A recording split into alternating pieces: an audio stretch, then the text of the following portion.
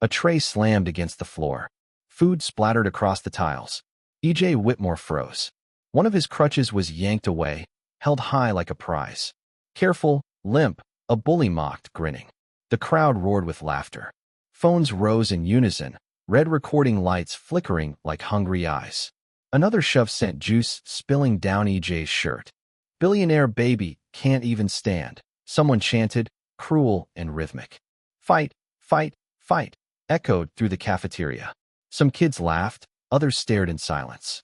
At a far corner, Amara Johnson quietly set down her chopsticks. Calm, focused, watching. The bullies didn't notice her stand, not yet. But when she did, nothing in that glittering cafeteria would ever be the same.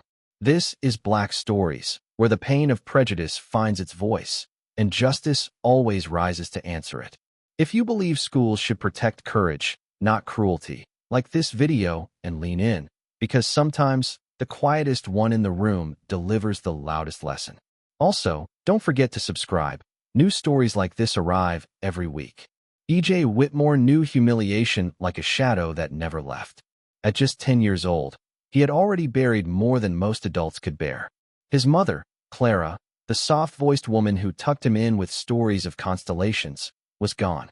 Cancer took her one quiet night, leaving only her final words.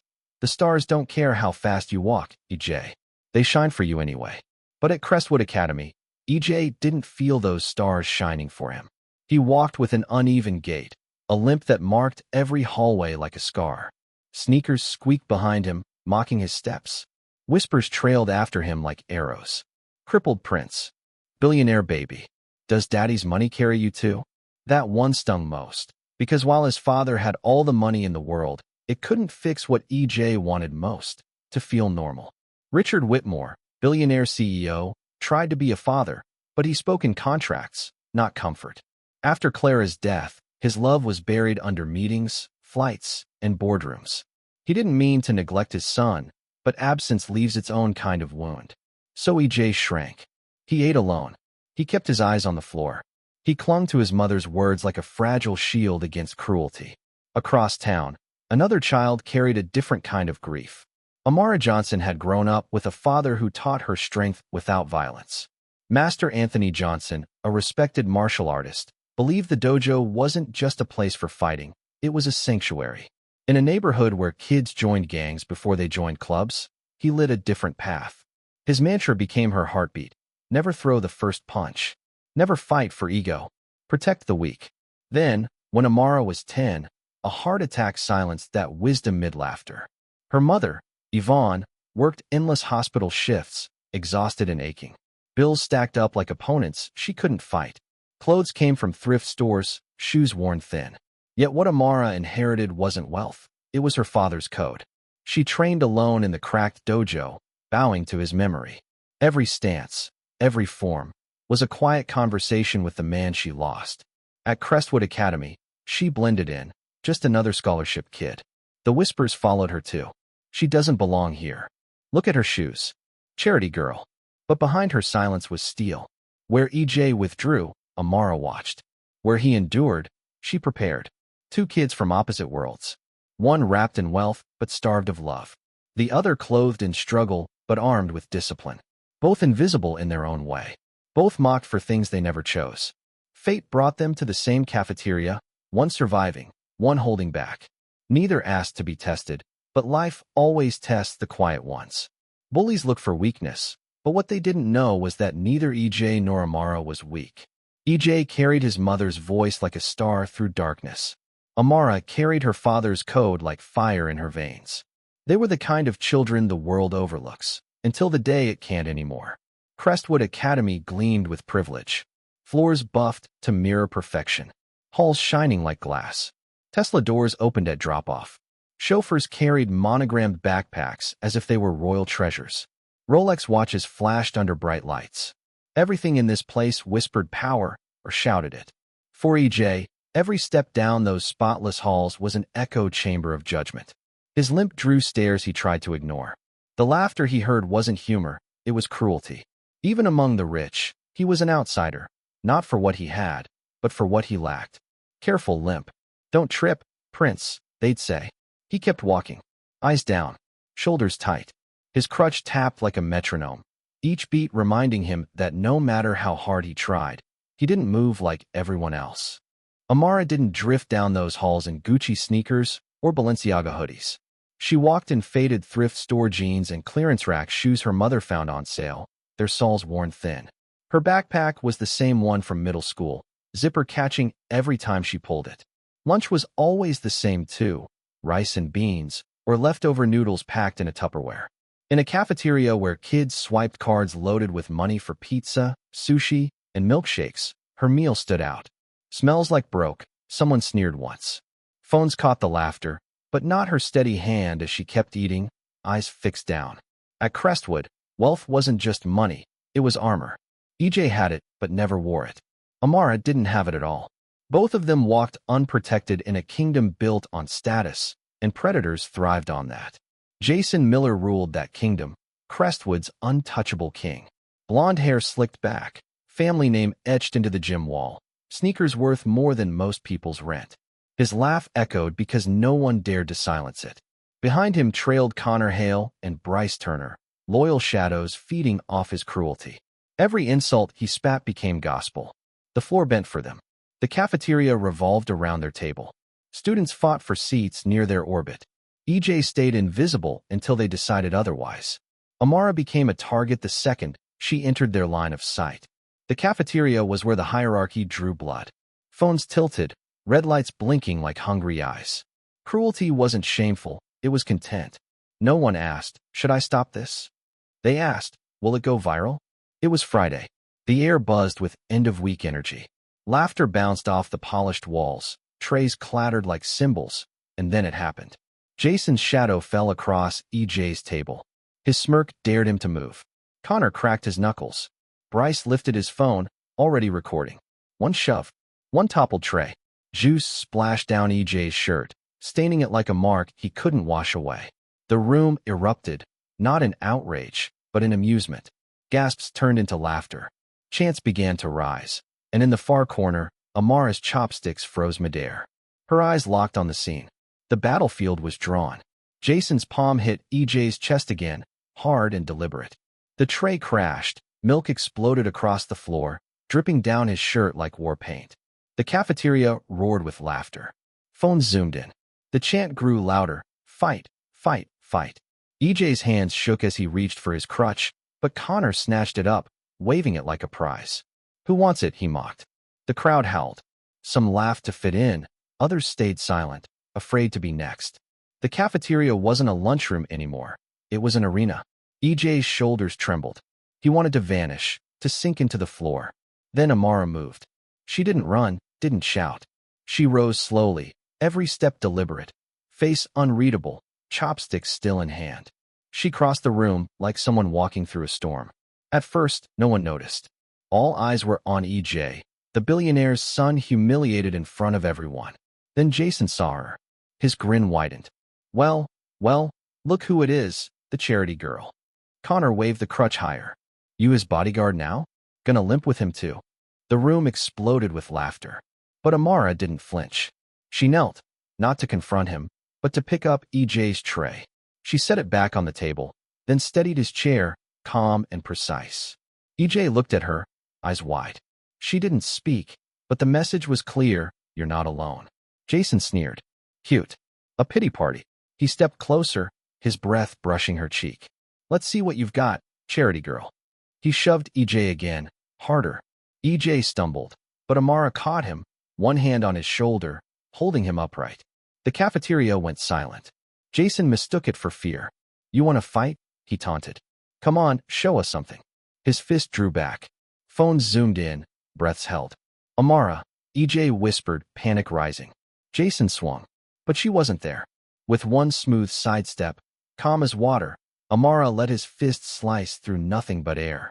His own strength betrayed him, sending him stumbling forward. With a quick pivot of her hips and a gentle touch of her hand, Jason slammed into the table with a crash that echoed through the cafeteria. Gasps erupted. Some screamed, others cursed. Phones shook in trembling hands. Connor's laughter twisted into fury as he charged, his massive frame a wall of muscle, swinging a clumsy kick toward EJ. But Amara moved faster. Her hands flashed like lightning. She caught his leg, twisted, redirected.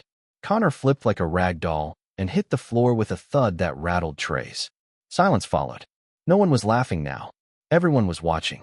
For the first time all year, EJ Whitmore stood tall, his crutch returned by the calm, steady hand of the girl everyone thought invisible. Jason scrambled up, face flushed, eyes wide with disbelief. The cafeteria froze. Every phone camera focused on one thing they never expected.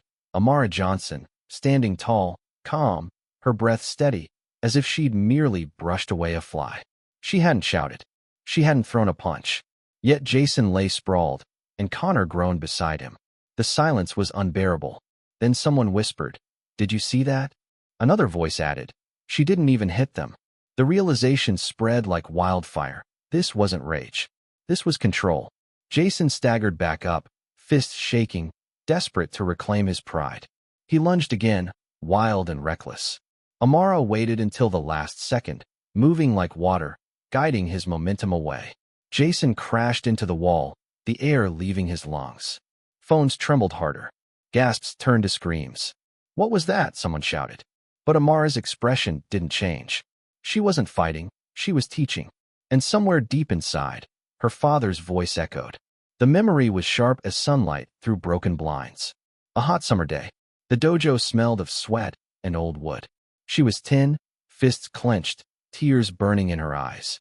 "Dad, why can't I just hit them back?" she cried. "They push me every day. They laugh at me." Master Anthony Johnson knelt before her, his worn GI hanging loose, his eyes calm.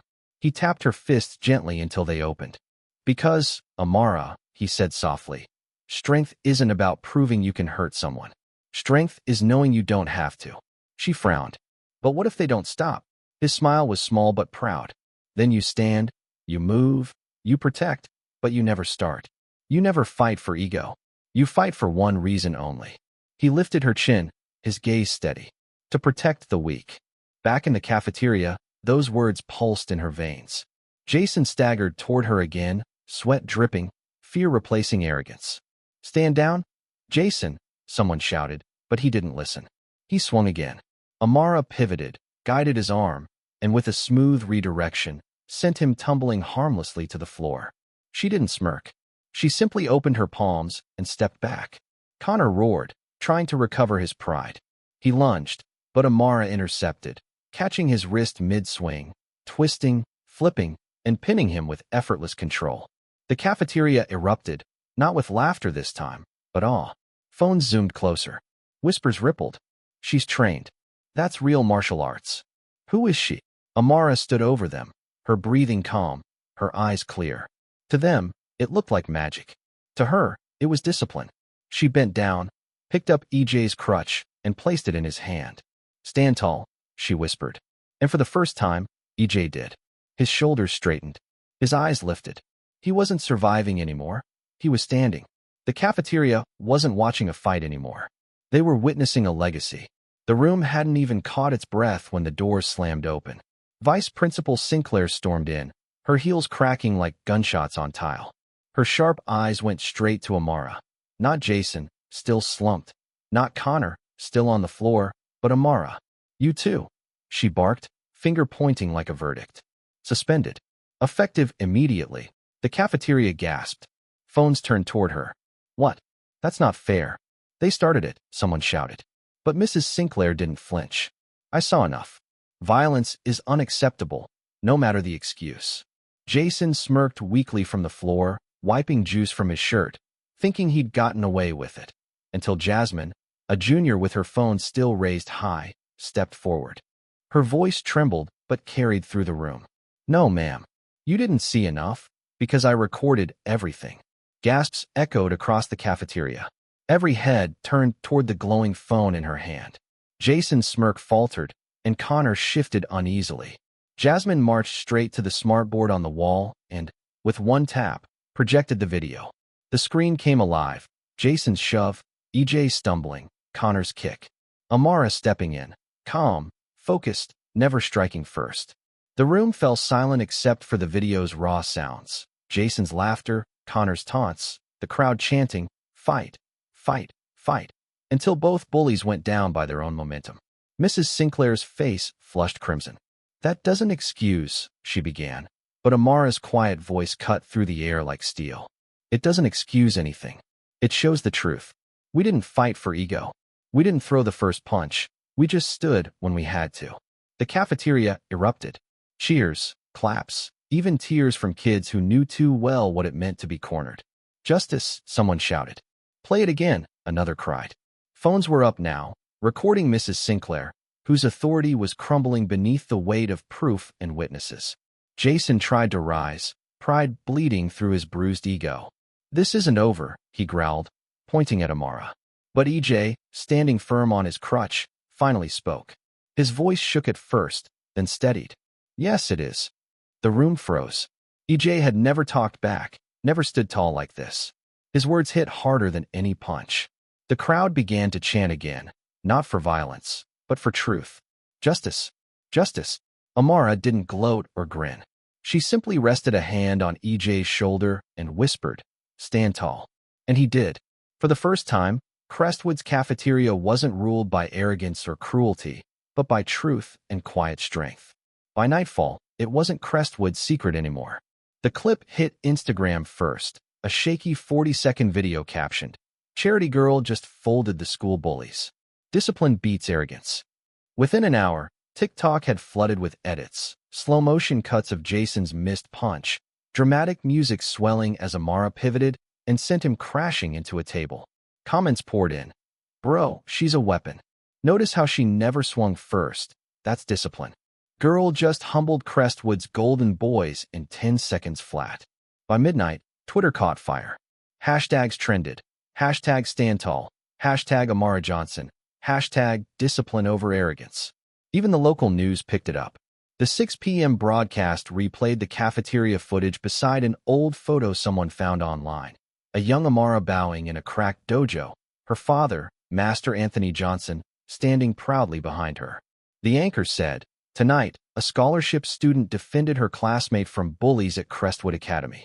But she's no ordinary student. She's the daughter of a man Detroit remembers well, a martial arts teacher who taught kids discipline, confidence, and respect. His legacy lives on in her." The camera cut back to the clip, Amara returning EJ's crutch, whispering, "Stand tall." Millions replayed that line.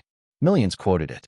For kids who'd been mocked, for parents praying their children would find courage, it was more than a cafeteria fight. It was a message. But the biggest reaction came far from the school, in a glass penthouse high above the city. Richard Whitmore sat frozen, phone in hand. He was halfway through a merger email when the headline appeared. "Billionaire's son targeted by bullies. Watch who stands up for him." He almost ignored it, until he saw the freeze frame. EJ's crutch raised like a banner. He pressed play. The cafeteria burst onto the screen. The shove, the chaos, the chant. Richard saw EJ's slumped shoulders, that defeated posture he'd noticed for months and told himself would fade. Then the girl appeared. Calm. Centered. The chaos bent around her and broke. She didn't attack. She redirected. The boys fell by their own force, while she steadied EJ on his feet. When she placed the crutch back in his hand, Richard heard a voice he hadn't remembered in years, his late wife's words. "Clara, the stars don't care how fast you walk, EJ. They shine for you anyway." He replayed it slower. Watched EJ rise. Heard his son say, "Yes, it is," with a conviction born of courage, not fear. The cafeteria roared. The penthouse went silent. Richard scrolled through the flood of names and comments until one stood out again and again, Amara Johnson. Then another photo surfaced, an old dojo, a smiling man beside a young girl. Master Anthony Johnson, followed by obituary links. Community posts. Words like discipline, respect, and protect the weak.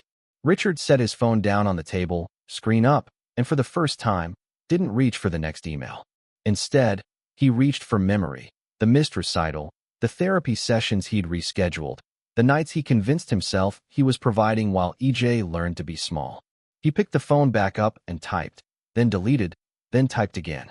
He remembered the night EJ asked why stars shined brighter than he ever could, and Richard hadn't known how to answer. Finally, he typed, "Proud of you. I'm here." On my way. He hit send. Then another text followed, this time to his assistant. Cancel the 3 p.m. reschedule the board. I'm going to Crestwood. The driver met him at the curb. The car cut through the late-day traffic. Richard watched the clip a third time, sound off. Without the noise, what remained was posture.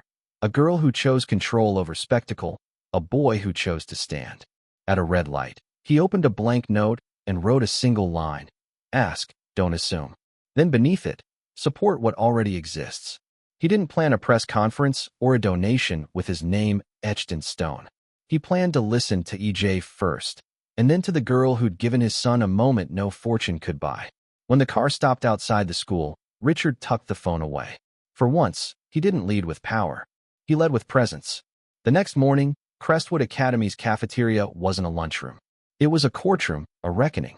Jason Miller and Connor Hale shuffled in with slumped shoulders, their swagger gone. Their parents trailed behind them, polished in pearls and suits, faces pale with humiliation money couldn't hide. Phones shot up instantly. Everyone knew history was about to unfold. At the front stood Principal Harrington, stiff in his press suit, papers trembling in hand. He cleared his throat. Yesterday's incident has received widespread attention. The understatement drew a ripple of laughter. Even teachers hiding in the back couldn't suppress their smirks. Video evidence, he continued, has made the truth clear. The altercation was not initiated by Amara Johnson or Elijah Whitmore. They acted in defense, with restraint. The words landed like weight. A wave of applause broke out, swelling into thunder. Jason's face burned red. Connor fidgeted, eyes darting toward the phones recording their shame. Jason, Connor, Harrington said, his voice flat. Your families have agreed you should take responsibility. Jason's father gave him a firm push forward. Jason swallowed hard, voice trembling. I'm sorry. He looked at EJ, then at Amara. We shouldn't have mocked you. We shouldn't have pushed you. You didn't deserve that. Connor followed, jaw tight. We embarrassed ourselves and our families. Gasps rippled, not at the apology, but at how small their voices sounded compared to the laughter they once commanded. Amara didn't nod. She didn't smile. She rose from her seat, calm and steady, her presence sharper than any fist. Don't just apologize to us, she said evenly. Apologize to everyone you've mocked, everyone you made small, because we weren't your first targets, just your last. The cafeteria froze. Her words cut deeper than any punch. Jason's lips trembled. Connor looked away. But then Jason turned again, his voice louder this time. We're sorry. To everyone. Connor nodded, forcing the words out. We were wrong. The cafeteria erupted. Cheers, applause, stomping feet shook the polished floor. The balance of power had shifted permanently. In a penthouse high above the skyline, Richard Whitmore sat beside his son. No emails. No contracts. Just silence, broken only by EJ's soft laughter as he replayed the clip of himself standing tall. Richard's voice cracked. Your mother always said someone would help you stand tall. I think we just met her. EJ smiled faintly. No, Dad. She didn't just help me stand. She helped you too. For the first time in years, Richard wrapped his arm around his son. No words, just presence. And in that moment, wealth and privilege felt smaller than two things money could never buy. Courage and connection. They mocked a boy for his limp. They sneered at a girl for being quiet. They thought wealth and cruelty ruled the room. But when fists flew, it wasn't strength that silenced the crowd, it was discipline. Amara Johnson didn't need designer clothes, money, or loud words. She carried her father's code and gave EJ back his voice. Together, they showed Crestwood Academy that courage doesn't always roar. Sometimes, it simply stands and refuses to fall. In a cafeteria built on privilege, two kids no one believed in taught everyone the loudest lesson. The calmest move can shake the loudest room. This isn't just about EJ or Amara. It's about every kid who walks those halls feeling invisible. Every parent who wonders if their lessons still matter. Every bully who mistakes silence for weakness, because silence isn't weakness. Sometimes, silence is exactly what ends them. These are Black stories, where the underestimated rise, and arrogance collapses under its own weight. If this story moved you, like this video and share it. Share it for every child who's been mocked. For every parent who's prayed their child would find courage. For every voice ignored until it finally stood tall. And subscribe for more stories like this, because bullies only win when courage stays quiet. And courage only wins when we refuse to look away.